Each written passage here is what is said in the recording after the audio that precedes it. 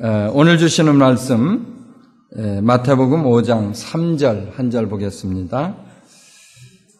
심령이 가난한 자는 복이 있나니 천국이 저희 것이며. 아멘. 오늘 본문은 예수님의 교훈 가운데서도 가장 핵심적인 교훈이라 할 수 있는 산상수훈의 시작 부분입니다. 예수님이 산에 올라가서 처음으로 입을 열어서 제자들을 가르치셨던 8가지 복이 있는데 그 가운데 첫 번째 복입니다. 특별히 복 받는 사람의 조건, 그리고 그 복의 내용, 그리고 그 복의 그 보상이 어떤 것인가, 이것을 말씀하고 있는데, 복을 받으려면 받을 사람의 조건을 이루어야 된다, 그 말씀입니다. 심령이 가난한 자는 복이 있나니 천국이 저희 것이며. 심령이 가난한 사람에게는 천국을 소유하는 축복이 임한다, 그 말씀 아니겠어요? 예. 본래 복이 있다는 말에는 운명에 예속되지 않는다 또는 죽음이 없다, 이런 뜻이 있습니다. 운명에 구애받지 않고 죽음을 초월해서 살아가는 사람들의 모습을 생각해 볼 수 있어야 합니다. 심령이 가난한 사람이 내리는 복은 이러한 세상이 가져다주는 고난과 죽음을 떠나서 살아가는 데 있다는 사실을 믿으시기 바랍니다. 그렇다면 심령이 가난한 사람이란 어떤 사람일까? 이것은 겸손한 사람을 가리키는데요, 세상이 가져다주는 그런 모든 어려움을 떠나서 산다, 그렇게도 얘기할 수 있겠고, 구약의 의미를 따르자면 이스라엘의 구속을 기다리는 가난한 나머지 사람들이라, 이렇게도 말씀을 합니다. 초대교회 여러 교부들 가운데 터둘리안이라고 하는 분이 있는데, 그분은 정신적인 거지라, spiritual beggar, 정신적인 거지라고 하는 그런 표현을 쓰기도 합니다. 이에 따라서 오늘 우리는 성경이 말씀하고 있는 심령이 가난한 사람의 보다 궁극적인 의미, 다시 말해서 이 말씀이 우리 가운데 주시는 영적인 의미를 한 번쯤 생각해 볼 수 있어야 합니다. 그래야 해서 우리 사랑하는 성도님들마다 이같이 가난한 심령을 통해서 천국을 차지하는 축복을 다 같이 누리게 되시기를 이 시간 예수 이름으로 축원합니다. 우리 첫째 볼 수 있는 내용은 심령이 가난한 사람이란 자기를 부정하는 사람이다. 한번 좀 따라 하실까요? 심령이 가난한 사람이란 자기를 부정하는 사람입니다. 아멘. 여러분, 우리가 이 땅을 살면서 나 자신을 부정한다, 이거 결코 쉬운 일이 아닙니다. 그 누구를 막론하고 제 잘난 맛에 산다 하는 그런 세상 말도 있잖아요. 예, 그저 잘난 맛에 살게 돼 있어요. 자신을 내세우기 좋아하는 교만, 그리고 이런 것들이 인간의 삶을 다 지배하고 있다는 것입니다. 본문에서 말하는 자기를 부정하는 사람이란 주님 앞에 교만을 버리고 겸손으로 임하는 사람을 말씀하고 있어요. 사도 바울은 그가 주님의 은혜를 받고 난 이후에 갈라디아서 6장 14절에서 자신의 변화된 모습을 이렇게 증거하고 있습니다. 그러나 내게는 우리 주 예수 그리스도의 십자가 위에 결코 자랑할 것이 없으니 그리스도로 말미암아 세상이 나를 대하여 십자가에 못 박히고 내가 또한 세상에 대하여 그러하니라. 그는 이처럼 주님 앞에 자신의 부족한 모습을 깨닫게 됨으로써 자신을 부정하게 되었던 사실을 여러분 믿으시면 아멘 하시기 바랍니다. 그러한 의미에서 우리 사랑하는 성도님들마다 우리가 이만큼이나마 이민 생활 가운데 살아갈 수 있게 된 이 사실에 대해서 먼저 감사할 수 있어야 합니다. 삶의 현장을 보면서 나를 걸음걸음 인도해 주시고 내 생명을 보존해 주시고 우리 가족을 보살펴 주시는 그 하나님의 은혜를 우리가 좀 감사해야 되겠다는 그 말씀입니다. 이민 생활에 어려움이 있습니다. 그러나 늘 선한 길로 이끌어 주시는 그분의 은혜를 우리는 기억할 수 있어야 한다는 말씀이 되겠어요. 그러나 우리는 많은 때 이러한 은혜를 깨닫지 못하는 경우가 있는데 그저 내가 잘나고 내가 똑똑해서 이만큼 살아간다 이렇게 생각을 하게 되는 경우가 많이 있다는 것이죠. 하나님이 삶 가운데 이 모양 저 모양으로 베풀어 주시는 수많은 은혜가 있지만 이것들을 깡그리 잊어버리고 살 때가 너무도 많다고 하는 말씀입니다. 이러한 사실은 과거 하나님이 직접적으로 보호해 주셨고 인도해 주셨던 이스라엘 백성들에게 있어서도 마찬가지였습니다. 그들은요, 조금만 배부르고 먹고 살만하다 싶으면 그저 어떻게든지 하나님을 좀 떠나서 살아보려고 애를 썼습니다. 그럼에도 불구하고 주님은 그때마다 이스라엘 백성들을 향해서 너희들의 과거를 기억해다오. 내가 너희들을 어떻게 인도했는지 과거를 좀 기억해다오. 그렇게 말씀을 하십니다. 그들의 삶을 눈동자처럼 지켜주셨던 당신의 인도하심과 보호하심을 기억하라는 말씀 아니겠습니까? 그러므로 그들이 겸손하게 행하기를 원하셨다는 말씀이에요. 하나님은 우리에게 이스라엘의 역사를 통해서 지금 이 시간에도 분명히 교훈해주고 계십니다. 그분의 말씀에 고분고분 따랐던 사람들은 복된 삶을 이루게 되었지만 반역함으로 하나님을 떠났던 사람들은 패망의 길을 걷게 되었던 것입니다. 그들이 하나님께 순종함으로 겸손함으로 나올 때 삶의 형통함을 이룰 수 있었지만 교만함으로 하나님의 곁을 떠나갔을 때 고난을 겪게 되었다. 그 말입니다. 이스라엘 백성들이 가난한 심령으로 하나님을 찾았을 때 그분이 그들을 기억하고 도와주실 수 있었던 사실을 우리 믿으시면 한번 아멘 하시기 바랍니다. 형통한 삶을 이루기 원한다면 이처럼 자기를 부정함으로 자신을 비울 수 있어야 하는 것이에요. 내게 있는 욕심이나 이기심을 버리고 나에게 주어진 그 어떠한 것도 하나님을 먼저 생각함으로 포기할 수 있기를 바랍니다. 기독교 신앙을 한마디로 얘기하면 자신을 낮추고 자신을 부정하는 것에서부터 시작이 되고 있어요. 아멘? 누가복음 9장 23절 우리 가운데 이런 사실을 잘 교훈하고 있는데 아무든지 나를 따라오려거든 자기를 부인하고 날마다 제 십자가를 지고 나를 좇을 것이니라. 할렐루야. 자기 중심으로 생각하는 사람은 주어진 십자가에 대해서 나 너무 억울합니다. 내가 왜 이런 십자가를 져야 합니까? 그리고 그 십자가가 너무 무겁습니다. 이렇게 얘기할 겁니다. 그러나 자신을 부인할 줄 아는 사람은 이러한 십자가를요 너무 당연한 것으로 그렇게 받아들일 수가 있어요. 자신을 부인하는 사람은 어떠한 십자가가 나에게 주어진다 할지라도 불평, 원망하지 않는다는 말씀 아니겠어요?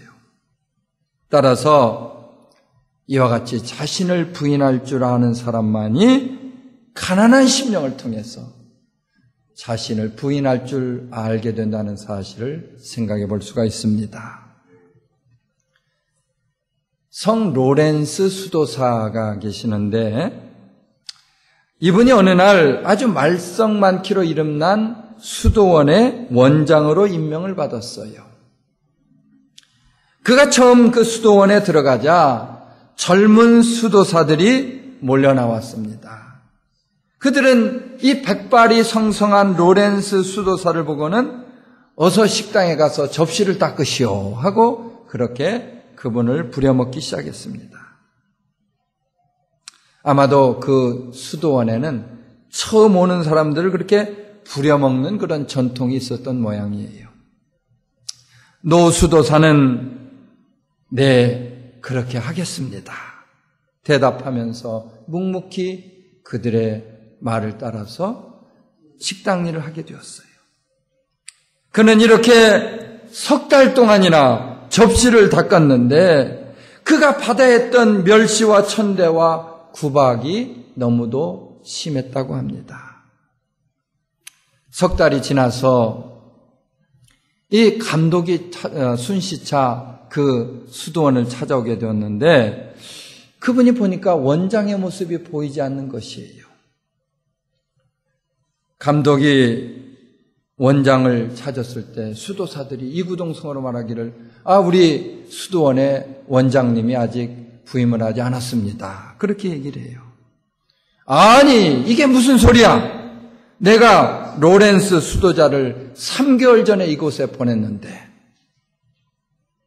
그때야 젊은 수도자들은 감독의 말에 아연실삭하면서 즉시로 식당으로 달려가서 노 수도사 앞에 무릎을 꿇게 됩니다. 로렌스 수도사의 극도로 낮아진 겸손을 보면서 그들은 깨달음을 얻었어요. 그리고 감동을 받아서 그 수도원이 가장 귀한 수도원으로 모범적인 수도원이 되었다 하는 그런 이야기입니다. 시편 기자가 시편 149편 4절에서 말씀을 하고 있어요. 하나님은 지금도 겸손한 사람을 들어 사용하시기 원하십니다. 여호와께서는 자기 백성을 기뻐하시며 겸손한 자를 구원으로 아름답게 하심이로다. 아멘. 겸손함으로 자신을 부정하는 사람은 이 땅에 있는 것들로부터도 자유할 수가 있는 거예요. 할렐루야. 마음을 비우면요, 세상에 있는 물질이나 명예나 권세나 인기나 이런 것들에 우리가 마음을 빼앗길 이유가 없다는 것이죠. 가난한 마음을 품으면 손에 가진 것이 없을지라도 절대로 그것들을 우리는 부러워하지 않습니다. 그리고 내 손에 아무리 많은 것을 가졌어도 내 것이라고 자랑하지 않는 법입니다. 가진 것이 없어도 없다고 하지 않습니다. 소유로부터 완전히 자유할 수가 있다는 말씀이죠. 심령이 가난한 사람이란 가진 것이 없으면서도 모든 것을 누릴 줄 안다는 말씀이에요. 심령이 가난하면 모든 욕심에서 우리가 자유할 수 있게 되고, 이러한 사람은 어떠한 일을 당해도 절대로 근심, 걱정을 하지 않습니다. 심령이 가난해지면요, 우선 내 중심, 그저 내 가족만 챙기는 그런 삶에서 자유할 수가 있는 거예요. 그래서 그런 사람은 다른 사람을 생각하게 되고, 다른 이웃을 위해서 기도하고, 다른 이웃을 위해서 봉사하고 헌신하는 그런 삶을 이룰 수가 있습니다. 심령이 가난해지면 자신을 부정함으로 그 가운데 허락하시는 행복을 누릴 수 있다고 하는 사실 믿으시면 크게 한번 아멘 하시기 바랍니다. 두 번째로, 심령이 가난한 사람은 어떤 사람이냐? 그리스도를 인정하는 사람이다. 한 번 더 따라 하십니다. 심령이 가난한 사람이란, 다시, 심령이 가난한 사람이란 그리스도를 인정하는 사람입니다. 아멘. 여러분, 그리스도를 인정한다, 이 말이 무슨 말일까? 그분이 인생의 주인이 되신다, 그 그 말 아니겠어요? 나의 덕지 묻어있는 세상 죄 가운데서 나를 구속하시는 구세주 된다. 그 말 아닙니까? 그러나 아직도 많은 사람들이 이러한 사실을 인정하지 않으려 하는데 문제가 있습니다. 자신이 가지고 있는 그 알량한 지식에 비춰보니까 이런 사실을 도저히 받을 수 없다. 이런 사실을 인정할 수 없다. 이렇게 얘기하는 사람이 있습니다. 내 이성으로 판단해 보니까 이러한 일들이 이해가 되지 않는다고 말하는 사람들도 보게 됩니다. 더 나아가서 물질을 믿고 의지하는 가운데 마치 돈이 인생의 주인이나 되는 것처럼 그렇게 생각하며 살아가는 사람들도 있다는 말씀이에요. 이와 같이 사람에 따라서 예수를 삶의 주인으로 고백하는 일이 쉽지 않다 하는 그런 말씀이에요. 성경은 그 이유에 대해서 우리가 마귀에게 속해 있기 때문이라 그렇게 말씀을 합니다. 요한복음 8장 44절에 보니까 너희는 너희 아비 마귀에게 났으니 너희 아비의 욕심을 너희도 행하고자 하느니라. 이 욕심이라는 게 참 무섭거든요. 욕심은 사단이 가져다 주는 것으로 우리가 이러한 사단의 유혹인 욕심을 물리칠 수 있을 때 사단이 가져다 주는 욕심에서 자유할 수 있다. 할렐루야. 예. 하나님의 은혜가 심령을 적심으로써 심령이 가난해지면 이러한 욕심에서 벗어날 수 있는 줄로 믿으시기 바랍니다. 따라서 이와 같이 심령이 가난한 사람은 주님의 뜻을 온전히 따를 수가 있다. 할렐루야. 주님의 뜻을 전적으로 따라서 그분의 뜻 가운데 살아갈 수가 있는 것입니다. 여러분, 주님의 제자들 가운데 이 베드로라는 사람 잘 아시죠? 예. 베드로를 한번 좀 생각해 보았으면 합니다. 그에게 주님을 의지하는 믿음이 없을 때에는요, 그가 미천한 계집종 앞에서도 3번씩이나 주님을 부인하지 않았습니까? 그러나 그가 어느 날 성령을 받게 되자 심령이 뜨거워지는 거예요. 그래서 그가 심령이 가난해지는 체험을 그 자리에서 하게 되었던 것입니다. 그 순간 베드로의 중심에서 주는 그리스도시요 살아계신 하나님의 아들입니다 하는 그 고백이 일어나게 되었어요. 그리고 주님이 그 모습을 보면서 칭찬도 많이 해주셨습니다. 그가 가난한 심령을 소유했을 때 진정으로 그의 삶에 주님을 발견할 수 있었던 줄로 믿으시기를 바랍니다. 이와 같이 베드로의 심령이 가난하게 되자 주님은 그에게 있어서 세상 무엇과도 바꿀 수 없는 생명의 주님이 되었어요. 할렐루야. 생명의 주님. 어떤 젊은 육상 선수가요, 올림픽에서 명성을 얻게 된 후에 이제 매스컴에 그 성공한 스토리를 인터뷰를 하게 되었습니다. 이에 그는 하나님께서 제가 발을 내딛는 순간마다 나와 함께 달려주셨기 때문에 제가 이렇게 될 수 있었습니다 하고 얘기를 합니다. 이때 스포츠 해설가가 그 말을 참 믿을 수가 없다는 그런 표정을 지으면서 하나님께서 오늘 당신이 이기도록 도와주셨다는 말입니까? 이렇게 반문을 했어요. 그러자 젊은이는 잠시 생각하더니 이렇게 말합니다. 하나님이 계시지 않았더라면 내가 오늘 이 자리에 설 수가 없는 일이고 내가 훈련하는데 그 훈련이 필요한 것도 깨닫지 못했을 것이며 그리고 무엇보다도 내가 달리기에서 최고가 되어야 한다는 그런 자각심도 깨뜨려주지 못했습니다. 이러한 이유들 때문에 하나님께서 나와 함께 달려주셨다고 하는 말씀을 드릴 수가 있습니다. 그분이 계시지 않았더라면 나는 경기에서 절대로 이기지 못했을 것입니다. 여러분 아멘 하십시다. 참으로 귀한 믿음의 고백 아니겠습니까?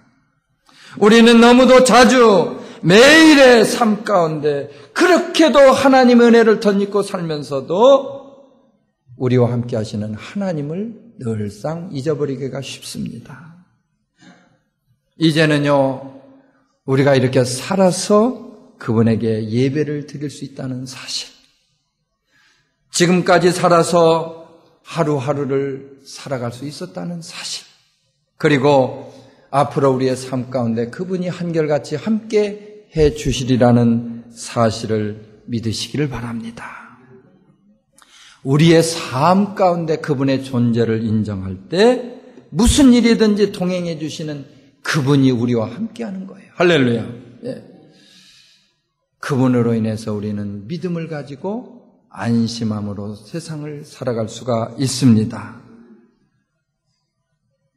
시편 기자는요, 시편 91편에서 하나님의 위로를 우리에게 이렇게 전해주고 있습니다.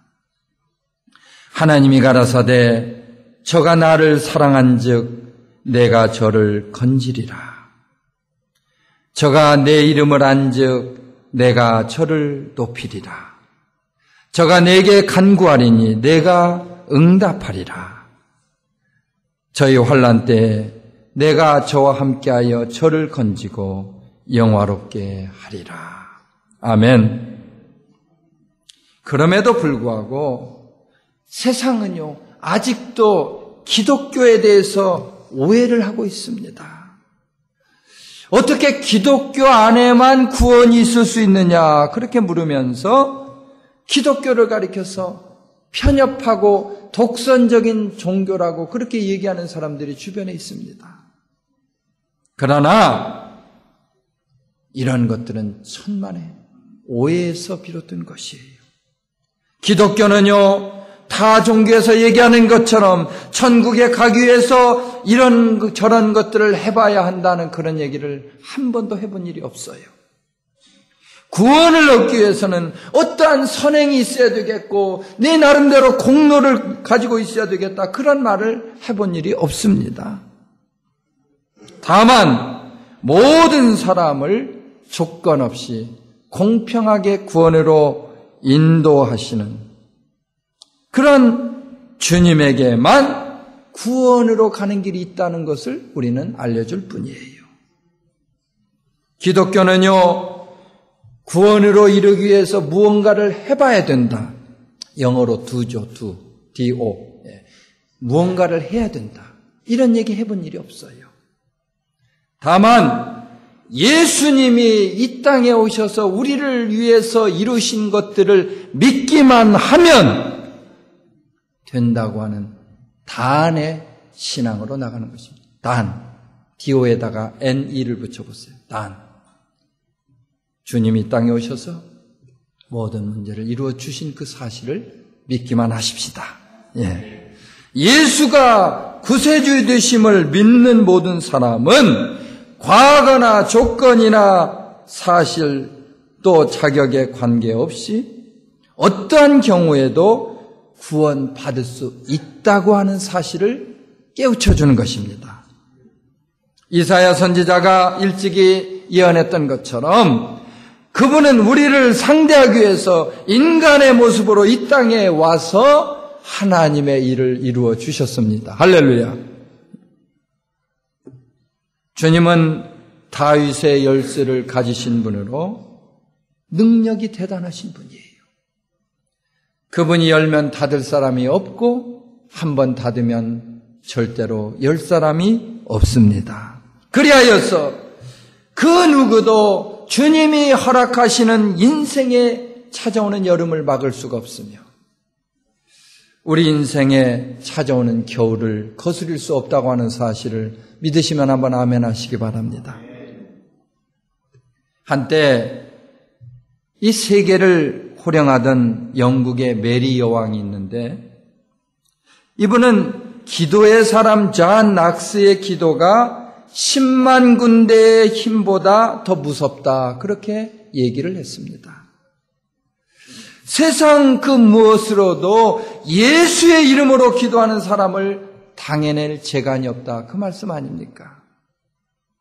예수의 이름을 의지하는 사람마다 그분을 통한 든든한 백을 경험할 수가 있습니다. 아멘. 심령이 가난한 사람은 삶 가운데 그분의 존재를 인정하고 그분을 의지한다. 할렐루야. 예수만이 구세주가 되시고 인생의 주인이 되신다는 사실을 고백하는 거예요. 아멘.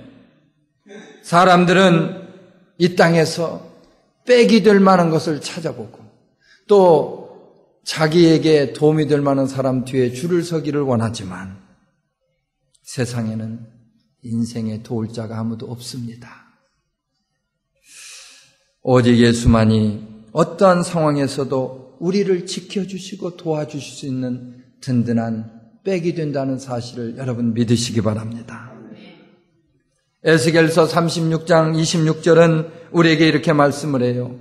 새 영을 너희 속에 두고 새 마음을 너희에게 주되 너희 육신에서 굳은 마음을 제하고 부드러운 마음을 줄 것이며. 아멘입니까? 예. 우리 가운데 굳은 마음이 좀 없어졌으면 좋겠어요. 새 영을 받아서 부드러운 마음으로 변화되어지고 그러므로 우리의 심령이 새로워지고 우리의 심령이 가난해지는 축복을 다 같이 누리기를 바랍니다.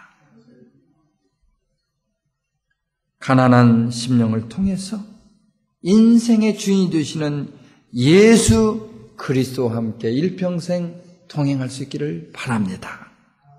따라서 우리 사랑하는 나성세계교회 문화를 드나드는 성도님들마다 먼저 가난한 심령을 이루시고 그를 통해서 100% 그리스도인이 됨으로써 진정한 축복을 다 같이 누리며 살아가게 되시기를 이 시간 예수 이름으로 축원합니다.